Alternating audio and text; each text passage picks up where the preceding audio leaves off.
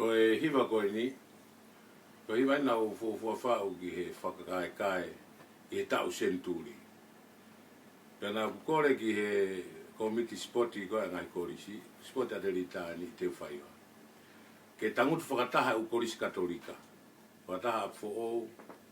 Ako sangat soane taimi goia, sangat soane, sangat Maria. Takuilau, Apanlolo. Katoa na nau mautangu whakataha. Kanga mahini fo mautangu Kihe. Kaga foi ta'u koe ni ta hiva waluono na tangutu whakataha katoa ua Katolika.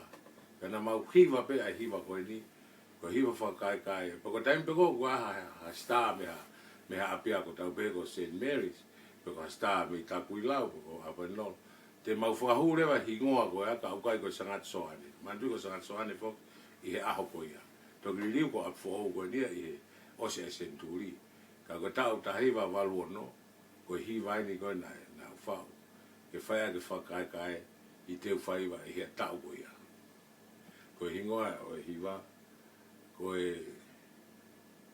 Tue Tue Tue.